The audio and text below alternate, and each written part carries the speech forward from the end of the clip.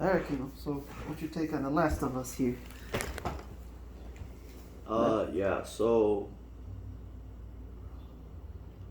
overall, I think walking away from this game, you had a couple problems. Where you had a couple things where you're walking into this game 7 years after the conclusion of the first game, sky high expectations, because we've had not only time to play that game, but also 7 years for you to simmer on that game, see how much you like those characters, spending time with those characters. So coming into the second game, there's like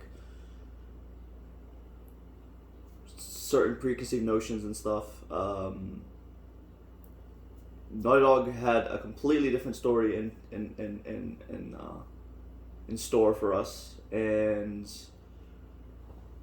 pretty much now we're playing a game of Ellie post. Ellie's consumed by her revenge because of Joel's death. Is the game we got, and so I mean. What did you think about that? How did you just go ahead and start? Well, yeah, it does seem like, cause I think the first one has a sense of focus on the two characters. It seems very chronological and focusing on just two characters in chronological fashion. Here it plays this kind of jumping around different time periods.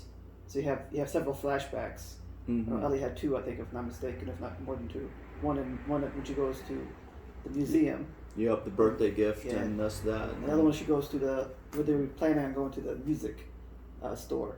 So she went to this. Yeah. Went to the hotel. And then there's the one. Of course, there's the one with the Firefly Hospital where she finds out the truth. Oh yeah, that's the third one. Yeah, so there's three of those. Yeah. And yeah, I mean, okay. So like, real quick, like I want to go start off from what I can, as far as I much I can. I feel like I have most of the game remembered. But in the beginning, you start off by seeing, like so you crack open this game, and then the first cutscene, of course, is like you zoom in on the guitar and Joel's fingers, and you jump into a world where I can't tell if that happens like immediately right after, or if it has been a while and he's finally telling Tommy. But what are you gonna say? I don't think the timeline in particular there. Definitely the scene matters in particular. It clearly is before the flashback when she. It's clearly before the flashback, I assume. Before when she asks him what the truth was. Yeah, I know, but like what I'm saying is like I just want to start from the beginning of the game, at least talk about our opinions. I thought that scene's a reminder of recap of what happened in the first right, part. and what I mean is like he gets into a world where what I actually started immediately liking was Ellie, who has immediately integrated into the world of Jackson, and this is what sort of their version of what felt like The Walking Dead at times, where they all have their like sort of posts. Everyone's sent out. They do their runs. Immediately, I liked not only the growth of Ellie's character in that direction, and then also you see all the other. I'm sure I remember. And there's Dina. There's Jesse. There's all these other characters of the town, and they add a dynamic to her that was like super welcome, right? Like so, like she has friends now. She has people's peers. She has a love interest, and kind of an idea. She does have a love interest as well. She has like the game was just fascinating in that part, and then I liked how you had these feelings. What was your interpretation when you first saw Abby for the first time? Because like there was like all these no clearly I didn't know what the role this character plays in the game. I didn't know who Owen was at the time. Although I like once again they feel organic. They speak as if they're real people. It makes you feel like it's the Turing test, right? You lose sight of the fact that you're playing game characters. You feel like actual people that you're dealing with. Right. But I didn't know what their context was. I didn't have much emotional attachment to them yet. There's an interesting thing where I haven't seen almost maybe one of the trailers. It was a while back, so it was like far before maybe like potential spoilers were out. But anyway, you come into the game with some sense of like Ellie's in the game, Joel's in the game relatively, and you're like the extra characters. Nobody really survived other than Tommy from the first game. So the question is that you have to introduce new characters here, and you're anticipating that someone's going to be a villain somewhere. I'm not sure who it is. I'm playing the game, and like you play from Abby's perspective, and you're like someone among you guys are probably the villain in my mind. But I was just like pretty open. I also didn't know. Maybe she could end up being Ellie's friend. I don't know. Like we never really knew. But yes, the realism of these people are so there that I'm like sympathizing with. You're playing from her perspective. you have a lot of questions like, who's this guy? You know, oh, he talks about this other person being pregnant, but whatever. Can I interject a little bit? Then, with that being said, when you play it initially and then you come to find out quickly, it's pretty quick early on. You find out that Abby's the one that kills Joel. Does it become solidified in your mind that now she is the villain? Yes. Yeah. So like that's what's like for me the crazy twist of the game is like. So just to summarize the whole thing, it's like, yeah, for sure. When you jump into the scene, when you sort of fall into the scene, which I've never seen coming, I don't think anybody will see coming. I certainly had the spoilers, but I checked them out in my mind already because I felt like Naughty Dog said that there was no spoilers online. So I'm like, okay, whatever, it's probably not real. And then it happens, and the thing is, after playing the game, I look back at the scenes, like it's so interesting because you are played in a way you're supposed to hate Abby in the beginning. Yeah. You are supposed to not like her. It's supposed to evoke a strong response of, the first thing I was like, Joel's time had to come up eventually. Like, it had to be in this world. Like, so when I first saw it, I was like, shit, it's happening now, and I'm like, damn, tough deal, dude. Like, it sucks in a way of like, yes, this is a character that everybody fell in love with, and I understand that you're so empathizing with his character that yes, it's tough for all of us to see that he's kind of a bad person, you know. And I don't mean that in a way, but I was like, he lives in a world, he crossed so many people, he murdered fireflies, he murdered hope for humanity. I don't know, yes. You understand why he did it. It's honest to his character, he did it for Ellie, but then you're like, damn, his time had to come. Somebody was going to come kill this guy. Yeah. He needs to answer. He needs to answer for what he did to a certain degree, you think. Like, for all that he did, you said. Yeah. And of course I didn't know, and I thought we'll talk about the twist a little bit later. Before or at least it ought to come back and haunt him. You would think it'd come back and haunt him. Not that he could. So slide note I want to talk about, because there's a huge. I wanted to contrast our thoughts with the internet, and not to get too much into what other people's opinions are, but a lot of people had a lot of criticism of like, I can't believe Joel would have done that. You know, like he doesn't. They would say things like he's not. How could he trust these random strangers and then follow them? And because even Tommy at that moment was like, yeah, you should come back to our camp and pick up all your stuff. Like, the old Joel would have done that. And there's a certain criticism of like, well, justification that, you know, he's been in Jackson for 7 years. He's finally been at peace. Like, he's rested. He's a little rusty, if you will. There's a scene where he does comment on his age. I think it's a scene in a hotel, remember? He was saying after their encounter with the big bloater, or what they call him again? In the beginning of the game? In one of the flashbacks, when you go to the hotel trying to get to the music shop. Oh, yeah. After he whips the crap, this remembers the bloater, Shambler they call him. Shambler. He's comments on his old age. Yeah. That time has taken a toll on him, but he still has the ability to, you know, but it's becoming hard for him now to do what he's doing, like these runs. No, there is definitely that, and there's like in the present day, from what we see in the game, especially like the scene where Joel dies, you can see he's definitely 40 years past the first game. Who knows how old Joel was originally, but you could see it in his hair, you see it in his face, like he's aging. Yeah, he's older. Yeah. I mean, the guy's 24 years now in the post-apocalyptic world. So, but yeah, it was like. The scene was fucking terrifying when it first happened. I mean, it was like, it's rugged, it's raw, it's brutal, like this world should be. Yeah.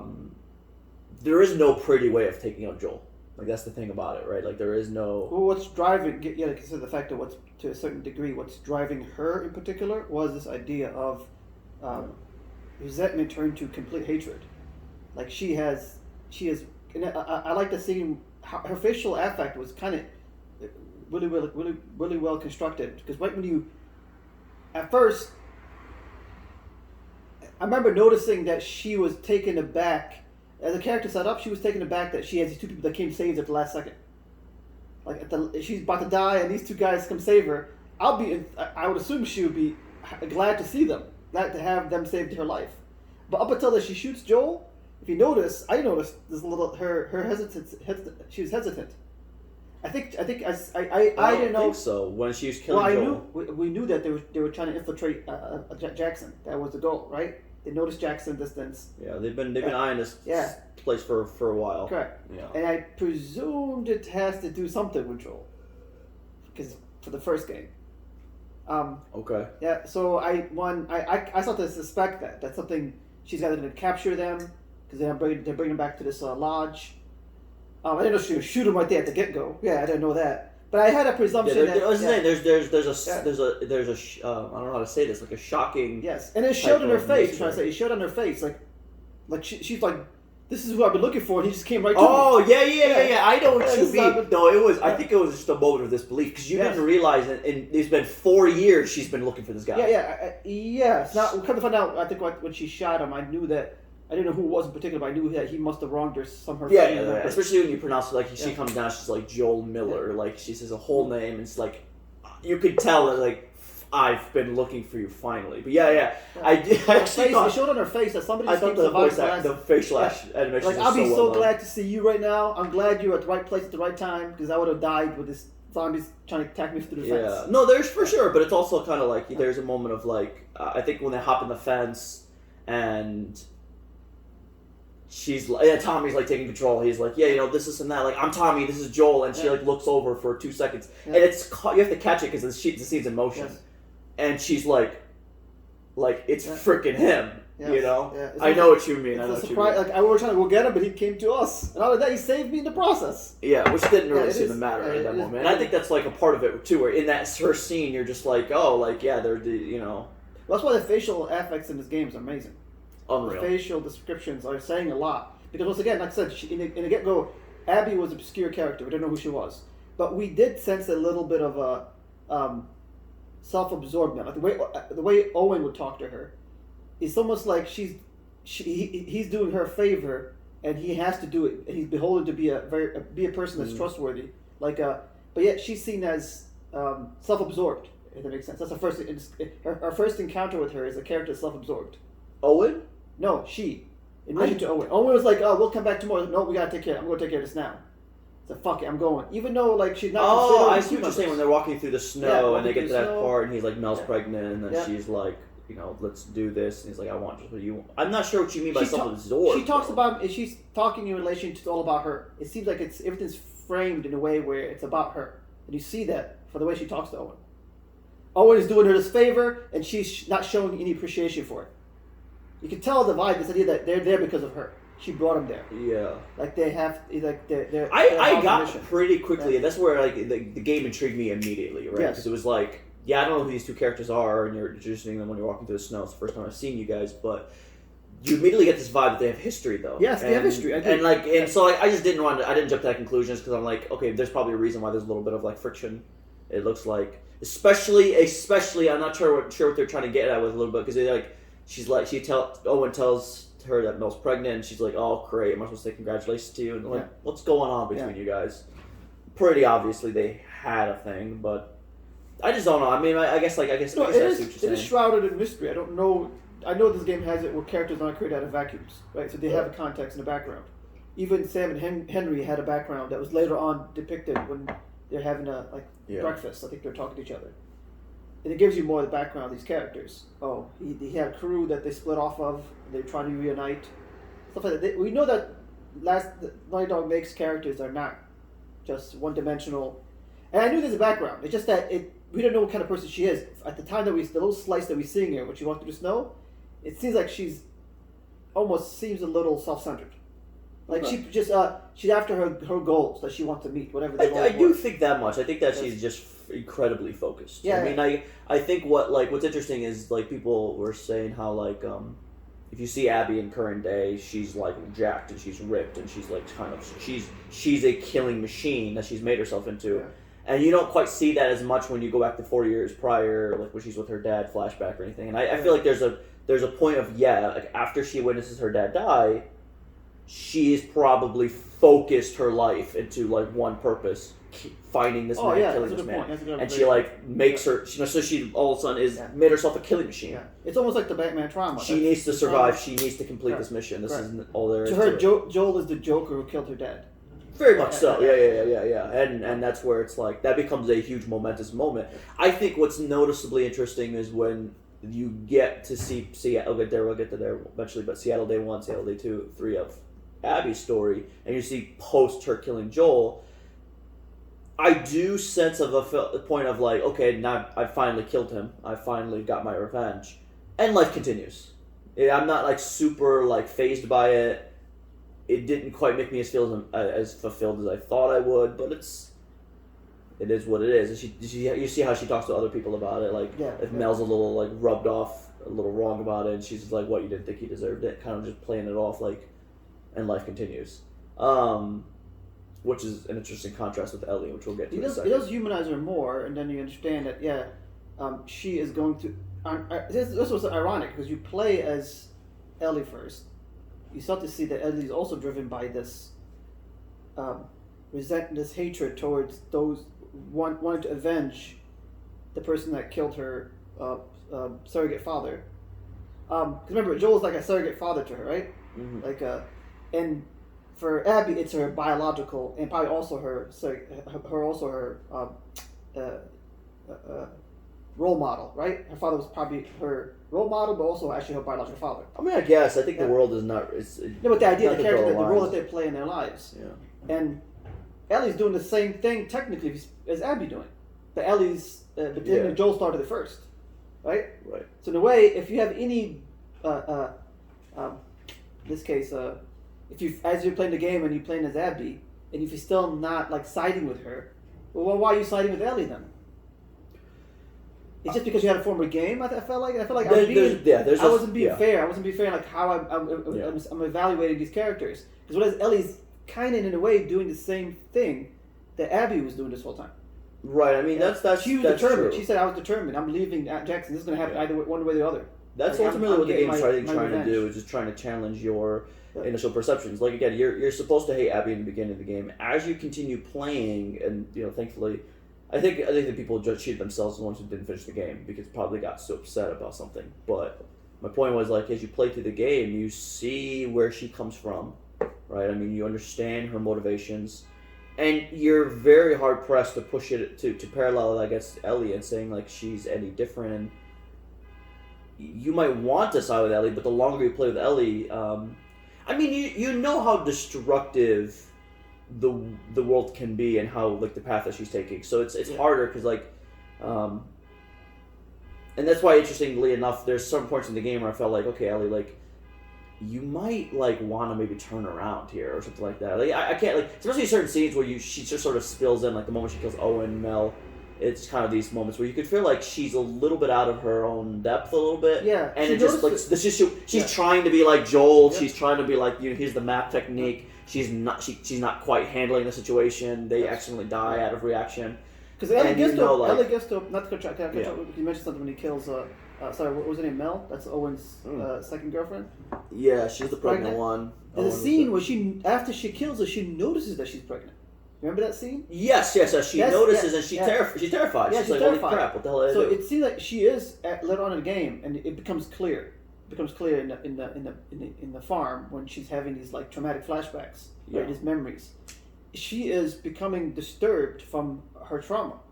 Yes, it's almost like it's so her trauma is so severe that she's not dealing with it properly, and she thinks I know the ending.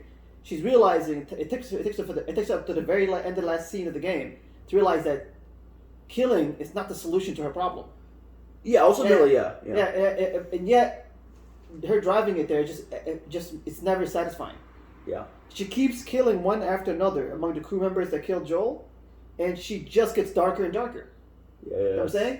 Yeah, so it's almost like it's almost. I see her character becoming dark. She can only break the cycle. When she breaks the cycle is when she ends up being free. I think she could say to herself that it would have stopped with Abby, but who's to say that it could have stopped there, right? And I think she's trying to create a semblance of life, but she needs to break that cycle. I think that's the nature of her trauma. I think it keeps coming back to haunt her unless she comes to terms with it. I don't know exactly how much Ellie knew in that moment, so it's hard because as a player you feel like you get to see more. But regardless, there was a moment of I think at the end it all culminates to this experience of as you're sympathizing with Abby and seeing life from her perspective, she is now developing a very parallel relationship with Lev, the little boy, believe. Mm-hmm. Anyway, so then you have this sort of, again, in this case, mother-son relationship going on. That at the very end, Ellie was forcing her to fight by putting a knife to the left neck, and essentially saying here, like, you know, I'm going to perpetuate this cycle of violence because now, because what's happening is like, yeah, you killed my father, I'm threatening your kid now to fight me. Yes. But the point is like, it's the same nonsense. So she kills Abby. Who's to say that Lev's not going to come back for revenge against Ellie? Yes, no, it's a just cycle. It's another cycle again. Yeah. And also, I'm not sure also how she how recognized far that in she's the willing to moment, go. but yeah, that's... And she doesn't see how far she's willing to go, that she was willing to kill him to find closure in her mind, this false perceived closure to her trauma by killing Abby. In her mind, the whole time, she thinks that will resolve her problem. And it's come to find out that isn't the case. Yeah, so much so that she's willing to she had like a moment of, you know, like I don't know, sure what is this, just redemption of something, of where she met with, her and Dina have a place now, this little kid.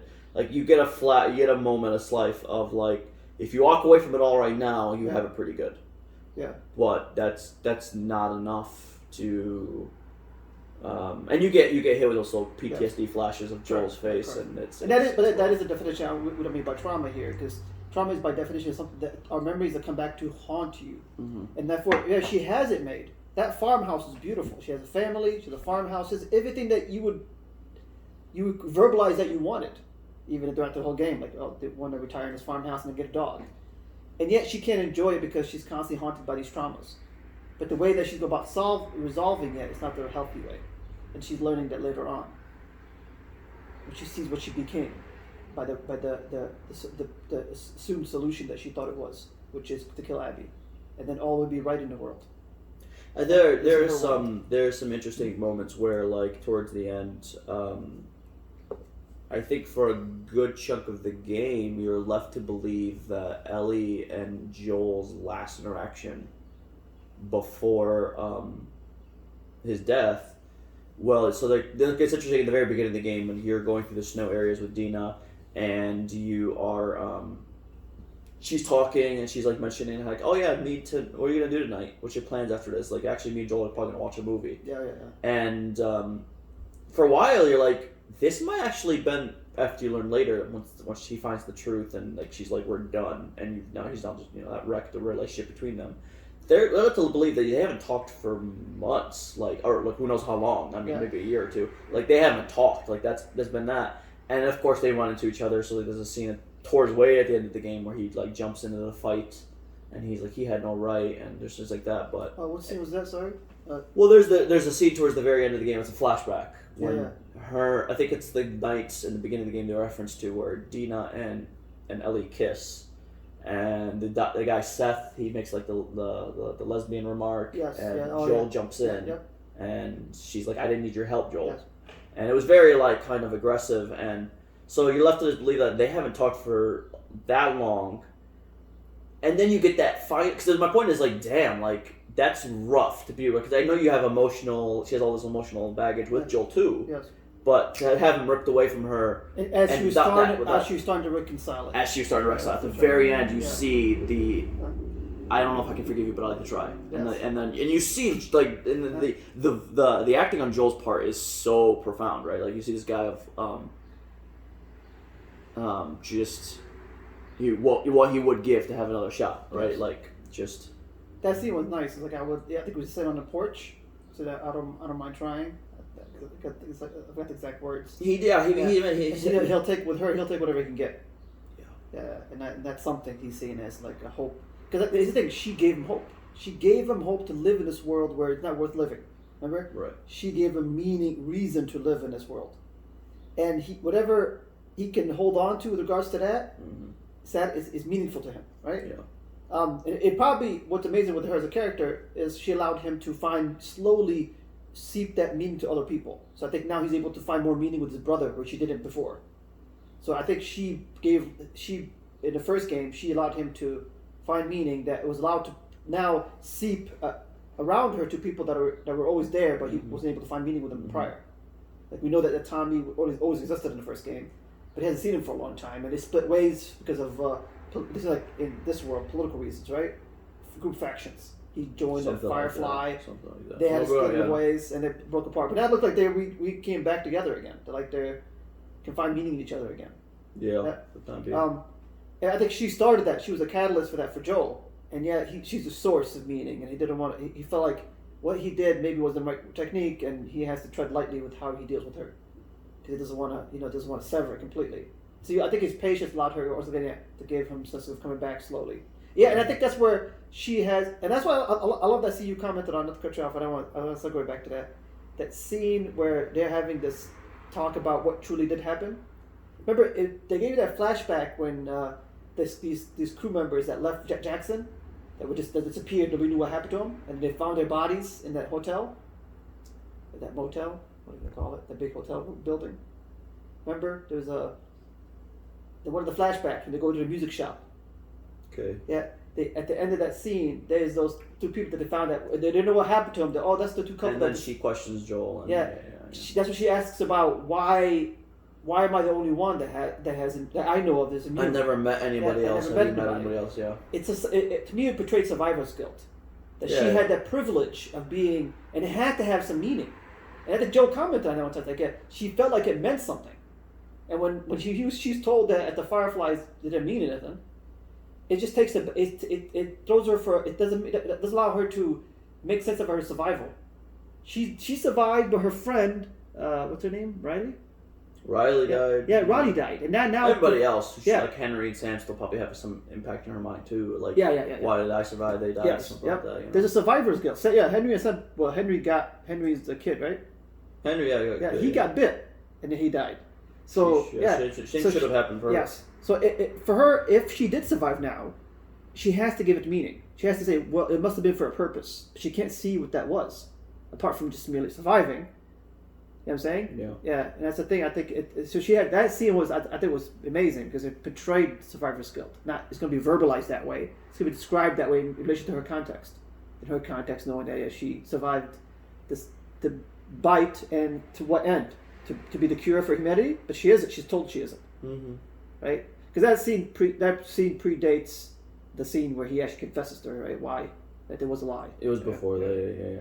Yeah. Once she found kind of like proof to some degree, or at least just in very inaccurate stuff. But so I like that I addressed the ending almost. It brings consequence to the ending. Like it does. I mean, like of the first game, of course. Yeah. That's where I felt like when I first played the first game and the end of the first game, it's not a decision that you would immediately agree to. Maybe some would, I don't think I would blame any particular parent who would make the same decision, but it's a decision that does not come without consequences. Yes. Yeah. And the consequence is the fact of, well, you exploited the trust of someone you loved. So it's played out that way. Ellie doesn't like. But that's why and I'm gonna get a little sappy, but that is what I mean by possessive love as compared to selfless love. Possessive love is you're protecting them from the truth for your selfish possessive gain, because you want to keep them, exactly. You want to keep them as you know them. Right. And I think Joel's learning to realize that, hopefully, that by doing that he was not letting her be who she's going to be. You can't hide her from the truth. Now, granted, this is a little tricky here because she would have had the ability to. They would have killed her because I don't think they notified her of that. See, that was there should have been an obligation on the Fireflies to tell her what's going to happen. Yeah. But they probably felt like if they did tell her, she'd probably turn back, and if she turns back, that's the remedy to I do appreciate the scene. They showed you a little flashback. But at least tell her what he did. At least you should have told her what he did. Yeah, go ahead. Sorry. The honesty is a different question. Yes. I agree, but there is a flashback scene with Marlene and Abby's dad, which was really super appreciated because it shows you that this was not an easy decision for them too. Yes. Again, it's so. Like the game doesn't allow you, the series in general of The Last of Us does not allow you to ever sit comfortably with your preconceived sort of viewpoints. My point is there is no point where it's ever us against them. There's never a point where it's like with the characters you're left with these are the right guys, these are the good guys, these are the bad guys. It doesn't occur that way. So my point is, even from the Fireflies perspective, they struggled over the fact of we have to kill a girl for this cure, but it's just overall the right thing to do, and so they kind of had this back and forth. And I remember, Abby comes in and talks to her dad and stuff, and so when you put the ending of the first game, Joel's actions at the end of that game, in the light of part 2. It's completely selfish reasons of why. Like Joel is honest to his character. He's always functioning from a selfish perspective. What can I do to protect my needs in this world that he probably does not care it's so tricky about anybody else? It does go back to the question you addressed earlier, though. This segues what I'm going to say to what you said about Joel. I'll have some reservations with the idea of completely selfish. Is the idea the first point you made that this game you're trying to find out who the enemy is, who is the antagonist to the protagonist, and by the end of the game, I came from this realization that my preconceived notions of Abby were wrong, right? That I've learned to appreciate this character, made me start to realize that the enemy is not necessarily anybody in particular, because even in the game yourself. No, well. Okay. Pause for a quick second. There's even, just to add to it before I comment on what that is, even initially my first encounter with the Scars, I thought the same, right? They're just barbaric groups of people. And they have this cult follower, right? Yeah. But come to find out, when you listen to that boy with the scar, what's his name again? Lev? Lev. You have to realize that there's a depth to that religious group, right? There's a way to make meaning in a apparently meaningless world, right? A very chaotic world. With a bunch of suffering. Allow them to be patient and overcome. There was like a lot of Buddhist undertones in this commentary. There's a lot of and if you read the little passages, you get this idea. Although from face value, we see it as like, this is cultish. You know what I'm saying? It's draconian, and it's very they're barbaric in terms of depiction. No, I think that's why this woman that passed away, right? She's supposed to be a prophet. And they're following her and stuff like that. Yeah, you get this. But that's what I'm going to get at, like, because you get So the real point is, which I say is the protagonist here, the enemy here. It's not even the clickers or the. It's just survival and selfish need to survival. You know what I'm saying? So they're like animals now. Clickers and runners, they're all animalistic now. They're just trying to survive. They're acting on instinct, right? So they're enemies, but they're not really enemies. They're just they're part of the chaotic nature of the world that's living in, right? Not only there's a scene where that scene where the flood takes her, or there's scenes where just nature is almost like a form of chaos. Yeah. Right. So it's almost like just clickers are just part of the world. So what I'm trying to get at is I see that as the enemy, just survival, and you're trying to become altruistic and retain your humanity in light of that. I know, but it gets in the forefront. It blurs people's perspective of. Like you brought up the Seraphites, whatever they're called, the Scars. Yeah. They are. It even took Abby a certain place because she came from a place of she was just kind of she. I'm not exactly sure how it played out, but she left the Fireflies to join the Wolves. Even then, she started realizing she's just following orders of a guy higher above her, in a way of like. She's led to believe it's us versus them. Like, the Scars are just these barbaric people, you know what I mean? Just kill them, they're worthless, whatever. But until the point at the end, she's just like... I think it was a fascinating story with Owen, where he was just kind of... He talked with a guy who wasn't even fighting. He was just kind of... Oh, yeah. He just wanted to be the recipient of his death, whatever. And he was just like... We are just killing each other. Yeah, that's probably why Owen left, without actually seeing each other's perspective. Yeah, because Owen went AWOL, they said. He went to the aquarium and he went AWOL. Yeah. He left it because, and she realized that more when she was dealing with Lev, right? Yeah. She sided with the perceived enemy among the wolves, Scars. Right. Yeah. It's almost like it's almost like dynasties taking over the dynasty, right? So at first it was was it Fedra? Yeah. That was the first that had the locality. Then there was a war between them and the wolves. That's where I think, like, at the end of the day, the whole game in many different dimensions is just full circling around a theme of empathy and understanding, as sort of the gateway or the medium to forgive the cycle of violence. Yes. I think the game is generally, and the only way to really get you fully behind that is if you experience it for yourself by killing off your favorite character and having you go through these wretched emotions with the remaining characters, and then seeing things from their perspective. Yeah. By the end of the game, if the game has succeeded, by the end of the game, you would have sort of... I think that you would almost you should feel how Ellie felt when she put down the guitar for the last time, because she can't play. And there's this, like, send-off of, like, that... I think she's, like, there's a certain point where she's almost... she knows that chapter's done, Joel's gone, and she has to move and continue her journey, but she's a little confused where she'd go and she's have to discover. My point is the game is, once you always kind of put yourself in a different perspective or a different person's shoes, in the case, the other side, the enemy, the whoever, and realize that like everybody's got your own motivational reasons to move while you're moving, and you can't always know that you're right. Yeah. I think like you want to side with Ellie, but she's just one moving piece of a world of many moving pieces. Yeah, no, I agree. It's almost like it allows you to see it from an Archimedes point, a point outside of yourself. See it from an impartial perspective. Yeah. Look at it. You're looking at it from your own group, right? And you're justifying it from within your own group. Right. But not knowing that you're excusing some of your group members for their atrocities. Yeah. Right, and you got to hold your group accountable to the same standards you hold your opposing group to. There's like small elements. Again, I just played Uncharted 4 not too long before this, so there's small elements of like I can see where Naughty Dog is like borrowing. They've handled it in very different lights. Obviously, like there's an idea of obsession in both games. Of course, Nathan Drake is a little bit different.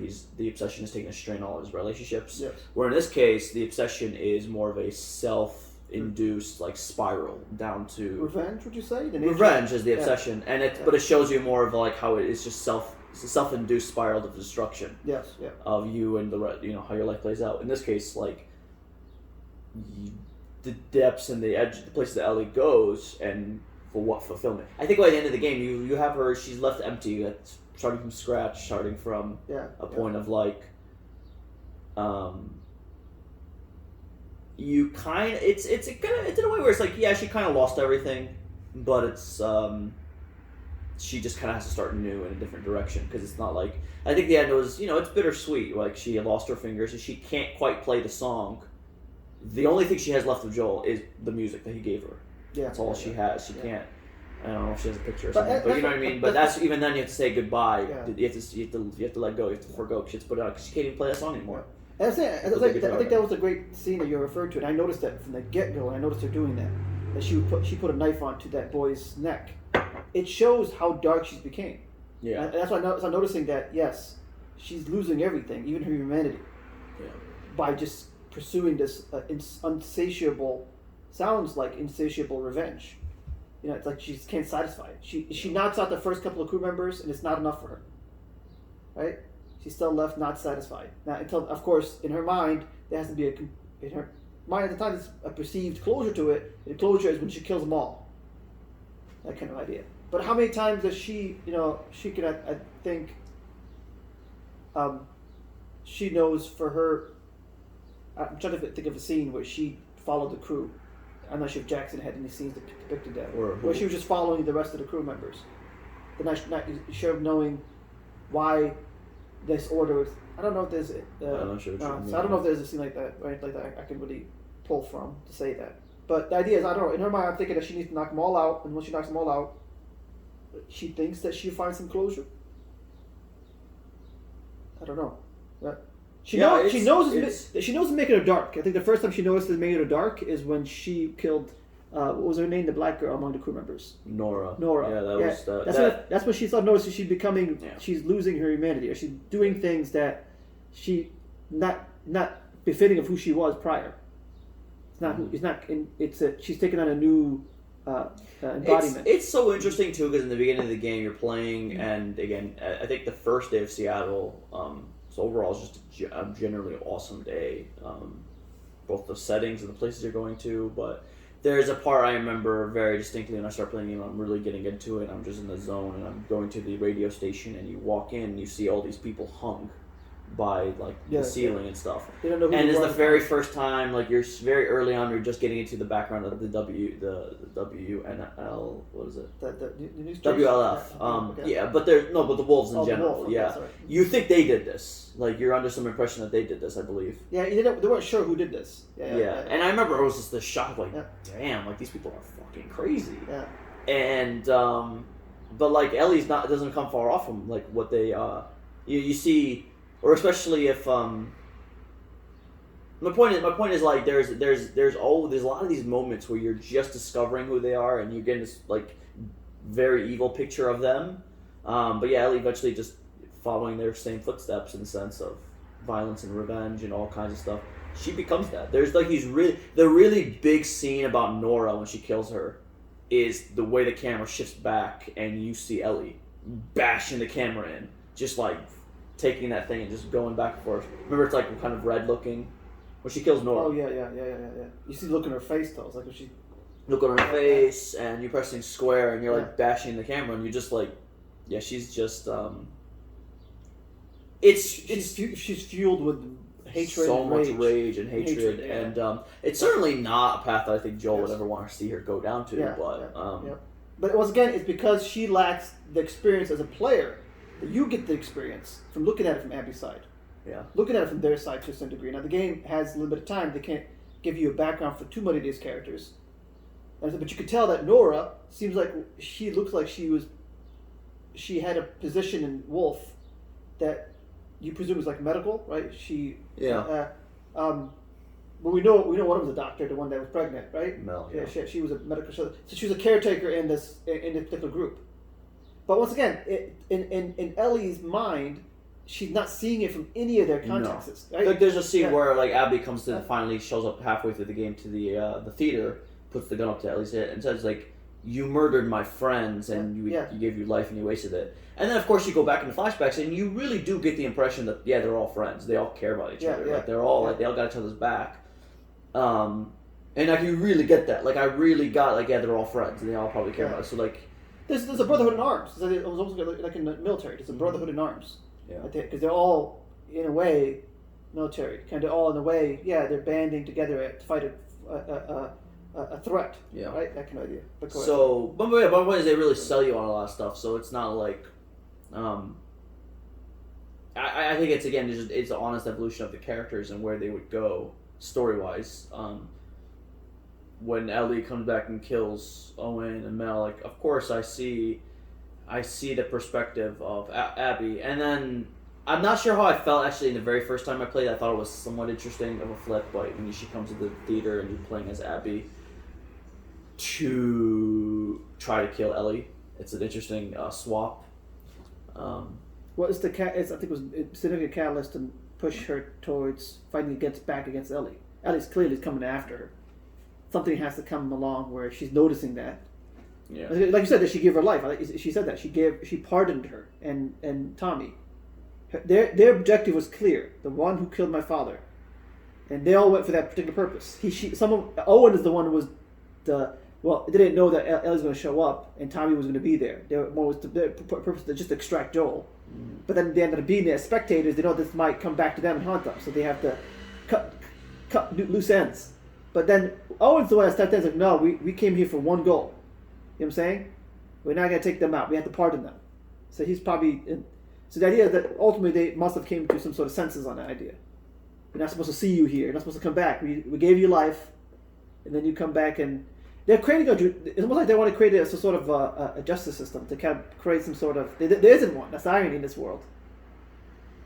So it's all left on the people who have some heart or some consideration. Owen becomes a character of that sort. You can tell he when he has that moment, that story he tells of the guy who no longer wanted to put up a fight. It's like he sees the irony of living in a world of just constant violence back. Yeah.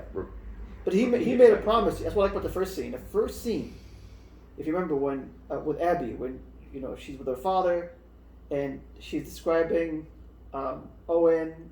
I forget in particular, but to talk about the context of Owen, who is this guy to her? Say, he's always joking around like it's they're in a relationship, right? Clearly care about each other. There's a scene in the aquarium. Remember, he mentions that this idea that he made this promise to her after her father died, that he'll avenge her father's death. But then the nature of the relationship changed. But I think he's coming back for that promise he made her. But he's trying to keep it reasonable, though. It's like, I made you just this promise. I wasn't going to add other murders that you're going to add into the roster. Sure. And I think that it allows him to kind of just come back there for that particular sole purpose. Even though they split up, right? He was still so the scene when they killed Joel, they were not a couple. Yeah. Yeah. But he made a promise back when they were a couple that he didn't want to turn back on. They're falling out. I think. I don't know. Was any reference to them falling out? I got the idea that it happened. I didn't necessarily think it was any reasoning for it. It's just kind of how life unfolds. Okay, yeah. It could be that her, like I said. I do think to a certain degree, though, it's gotten in flashbacks. I'm getting the impression that the reason they probably were no longer a couple is because Abby's obsession took it too far. Yeah. There's a scene where she goes bodybuilding, her significant training. Yeah, and then there's a scene where I think it was the Christmas scene where she goes back to the aquarium in a flashback, and it starts off very. She's shooting, I think, the arrows at the target. And anyways, there's just the cutscene fell along the lines of like, they were having sort of like a romantic get back or just hang out kind of thing. Maybe it's not too excessive, but the point is like as soon as she brings up the fact of hey, I found another lead. Yeah. I think we followed this. Owen's like, really? Are you still going back to this area? Like she's never gonna let it go. And I think that obsession was probably the indication of where Owen's like, I like you, I care for you, I just can't keep doing this forever. Yeah. And you spent too much time trying to seek this person out. We couldn't find him. And then we're not having a relationship really, and he's not able to. And clearly he wants that because he's the guy that left Wolf. He wants something real. Right? He felt Wolf was not real. He wanted to live in this aquarium. And I think that's where Mel comes in. And like, and then so when it gets puts in context later in the first game I said before, like she's like, oh wow, she's pregnant. When I was to say congrats to you. Yeah. It's kind of a sense of like, we used to have something, you let it die. So that's the impression. He wanted some semblance of normalcy. He was tired of living in this survival world. He wanted to go back to something that's just more grounded to him, meaningful. Yeah. That he can have altruism with. That's where I got the impression when you say that she's a little egocentric in the beginning of the game. I get what you're saying, self-serving, but I guess like that's part of that resistance that she puts up. I think because of the fact of like her feelings. Well, by definition, that's a little bit of just a little hurt in that moment. But by definition, survival connotes that idea of egotism, right? The idea is you self-serve because you want to survive. That's what I mean by that. It's like it's about you. You want to survive at the cost of others. That kind of thing. Or if not the cost of others, but you are doing it at the cost of others. So if you have resources that you can help give other people to survive, distribute among them, you're going to forego that because it gives you more security. Yeah. So that's what I meant by that. Not like a that's what I mean by egocentric, self-centered. She's just focused on her objective. Yeah. Not too much aware of how is that affecting the crew, the rest of the people in her crew. Yeah. You get that. That's the kind of vibe I got from the get-go. But they're there to serve her because they promised her almost. Yeah. But once again, that's just based on my initial assessment, my observation with her. I don't know. I don't know much about her. But then you get these flashbacks, and I think that's where, because for the most of the Ellie's game, this is the kind of partial impression I get from her. That's all I know about her. It's a little scene where she kills Joel. It takes a while to get to her game. Yeah, let's take a little while to get to her. Once you get to her game, then I think decides to really. At first, she was a little resistant. Though I was a little resistant at first. I was very resistant, but I knew that it was like you just got to finish the game. Yes, I mean, it's like there's a big part of it is you can't. This is a story that you have to see in whole. So I'm like, all right, it's gonna be a little rough because I think that's the part where I'm like, when I walk away from the game, it's like I do like it by the end. And I see what what I was trying to go for, and I see all that. But the thing is the first time you play through the game, it's a bit rough because I'll be honest with you, the second half of the game, like when you get the end of the first day of Abby, you're kind of you're waiting for it to end. You're waiting for yourself to get back to Ellie, and it keeps going and it keeps going, and I'm like, I'm not quite interested in these characters as much. I'm not quite. So you're being a little resistant, and then later you're like, I see why we did all this. But how else would you have done it, though? Is this idea that you would have made two separate games, but then you had to play one first? And you still want to play Ellie's first, I think. I think this is a clever way of doing it, because you can make them as two separate games with two separate experiences, right? Leading up to this encounter. But you need both stories to get a more... It's not so much different games. I mean, you would have one game. It's just that, I thought... The first one felt, it gave you a lot. That you would think it would have to end now, to wrap this up. And then you give you this whole another extension. Has it felt like that in that way? First game, Last of Us Part 1? No. So the first part of the game, which is Ellie's story, was a lot. So by the time you get to the end of that part, the first part, if the game feels like it's split in two, the first part of the game, which is Ellie's part, it's a lot. But I mean, it has not resolved. It's not like those story conflicts are still hanging there. Yes. Like they get you all the way to the climax. Granted, there is a lot, yeah, I know there, but when they get you to the climax, and then you start. It feels like you start completely over. Climax meaning when she puts a gun to her Ellie. Yeah, that's the moment you've been waiting for. Yeah. You've been waiting for these two characters to encounter each other.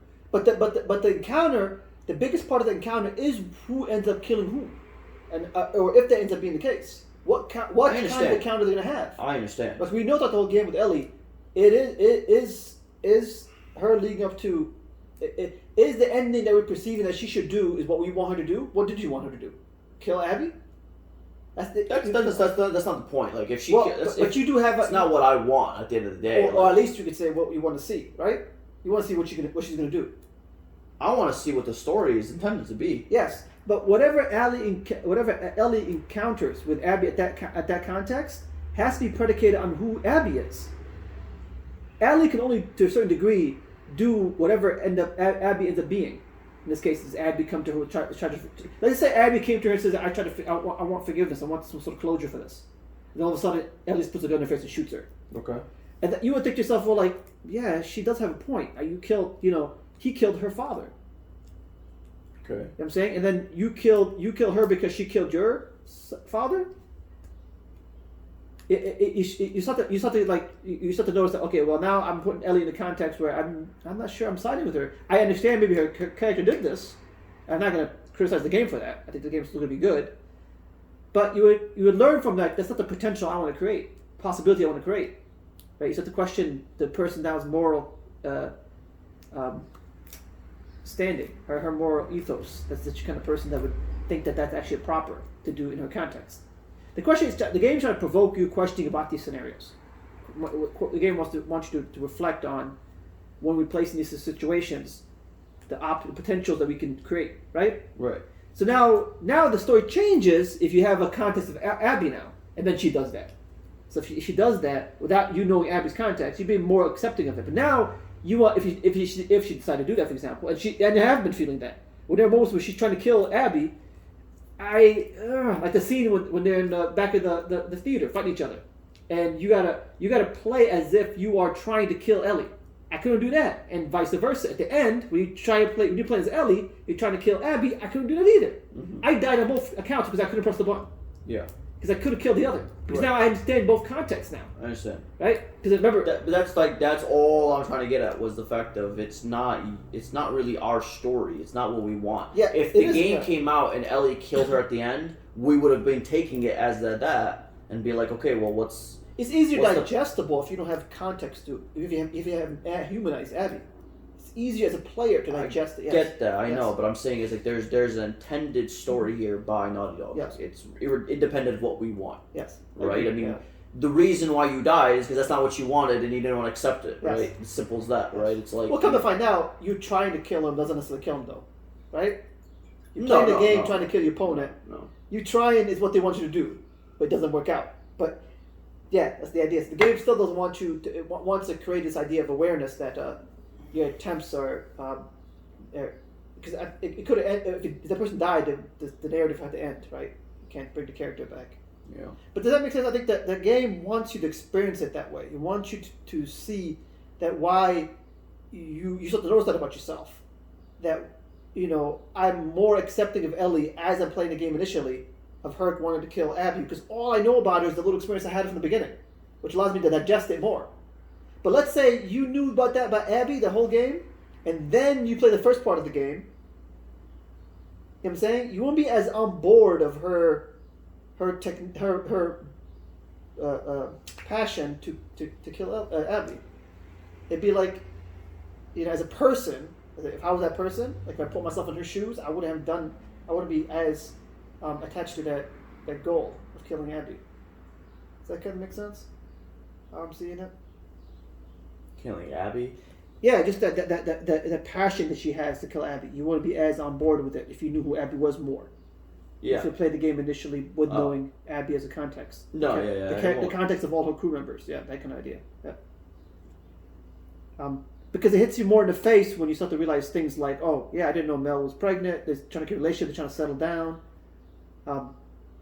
This is very traumatic for them when Joel killed Abby's father, right? Right. Then she probably had, like I said, she was having strong hatred and resentment, and she wanted to avenge and find closure in that. She didn't know how to find closure in that. Hence, this is what she went. She did what she did when she went to Wolves, etc.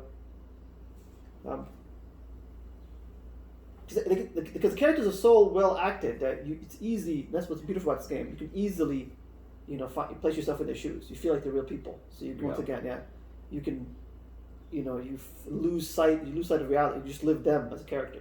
Right. You Yeah. feel That's for what them. the game just really succeeds at versus anything else. And I think. Which is it's a track record of Naughty Dog. It's been doing it very well. Yeah.